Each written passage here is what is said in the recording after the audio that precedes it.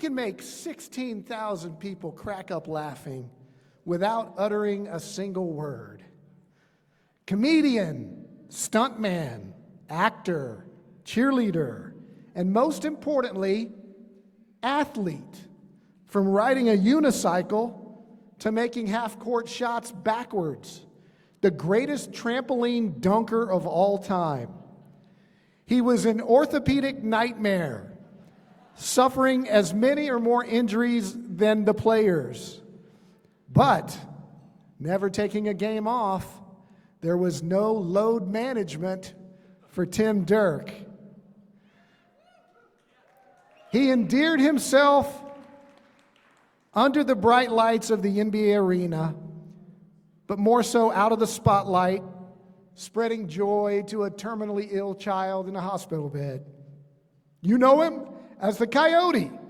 Now know him as San Antonio Sports Hall of Famer, Tim Derk. It wasn't what I was looking for. There wasn't one day when I said, you know, this mascot thing, no, it just kept growing and growing and growing. What started in 1983 as a side hustle supplementing Tim Derk's day job as a tennis pro became a 21-year career as the beloved Spurs Coyote. If Phoenix had a gorilla, San Antonio could have a coyote. They're wily, they're quick, they're in Texas. And so we came back and changed the idea from cowboy armadillo to a coyote. And I got the coyote suit that I wore for 21 years. I got it 3 hours before first game. I remember one night in Laredo, Texas, we all went to dinner, and Tim, we were walking home, and he grabbed a light pole, and he did the human flag. I don't know if people really know or understand what that is. And I saw him grab that light pole and make his body shoot straight up in the sky, and I said, good Lord. So I met Tim Derk when he was the Coyote, and we engaged him for so many public appearances during the U.S. Olympic Festival, which was held in 1993. What always just amazed me about Tim in that Coyote suit was the sheer athleticism.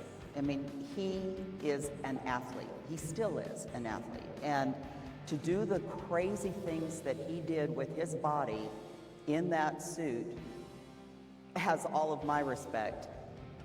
Tim's wit and creativity kept fans and referees guessing.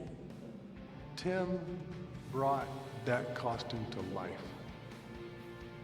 He gave it a character.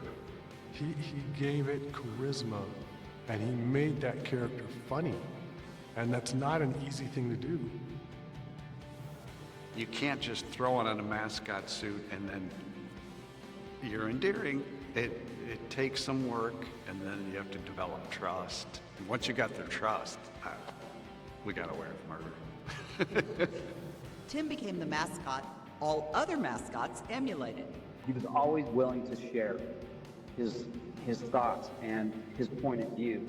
And, you know, how his approach was always, you know, go into this thinking from a different angle. Don't approach this like everybody else. Don't approach this like the norm. He was not a guy in a costume. He was the Coyote. And the Coyote took a beating in that costume.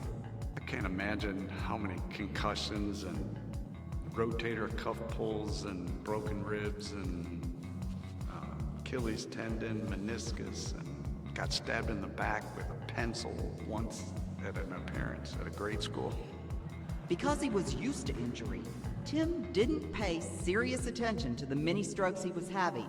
In 2004, he had a massive stroke that ended his role as Coyote.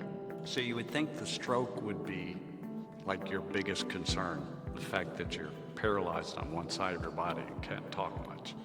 But for me, it wasn't that. It was the Coyote's anonymity. But the Coyotes fans rallied around Tim Derk. And so when I got home from the hospital, there were over 10,000 emails that the Spurs had printed up that they had gotten for the Coyote. Philippines, Israel, France, all over the world. And so not only did I do my physical rehab, but I felt like I was doing it for those people. I'm not going to let them down. And that's what got me to the point where I am today. You know, there's a reason why so many kids, so many people, they come to Spurs games to watch the team. There's no question about it. But so many people also love to come and watch the antics of the Coyote. And Tim Derk started all that. And that is why Tim Derk belongs in the San Antonio Sports Hall of Fame.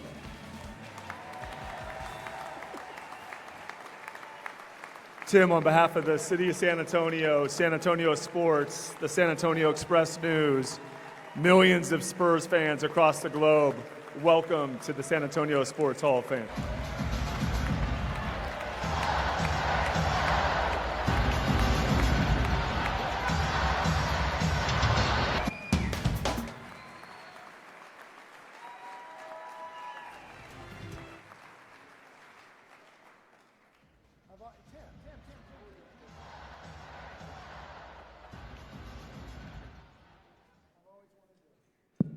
Always wanted to do this. The Coyote! I want to request a softball question, please. Okay, softball question. How does one prepare to be that varmint that you made famous? Because you don't grow up. All these people grew up wanting to play sports. You were a tennis pro. It wasn't even a mascotting wasn't even a thing then. So I just did it as a gig, as something to try, something that would be novel. And suddenly I found myself in a gymnasium at Trinity University. Anybody?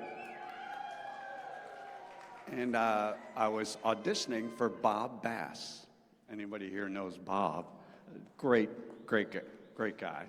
And so I walked on my hands. I ran really, really fast. I mean, things that, how can you impress a guy who's GM of the greatest athletes on the planet? So I thought, oh, you know what? If I know as a kid, I used to practice slamming a basketball on my forehead, and I could get it to go about 10 feet, which is exactly the length of a free throw. 15. Oh, no, it's 10. Yeah, It was 15 feet. yeah, 15. And Okay. Elementary school free throw. there's metric. I'm a stickler for detail. Who's counting? So I looked at Bob, and then I went to the free throw line because I was auditioning for him, and just slammed the basketball off my head, and I made the free throw. So that led to a 21-year career, and after 3 years or so, I thought, wow, I'm glad I made that shot. And Bob stopped me in the hallway one day and said, oh, we didn't hire you because you made that free throw. We just hired you because if anyone was stupid enough to practice that as a kid, that's who we want as our mascot. Did you ever consider that that might have something to do with the concussions? Oh, check it out! The Coyote! I know what that means. Go, Spurs, go!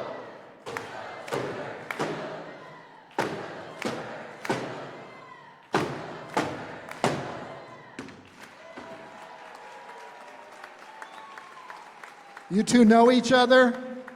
The Coyote's supposed to be anonymous. Hold on.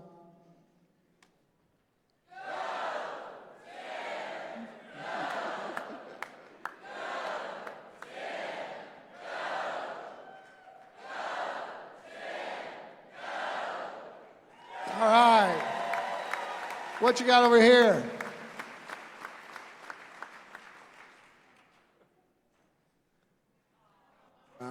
Hall of Fame 25. Congratulations. Thank you all. Ladies and gentlemen, Tim Derk. Congratulations.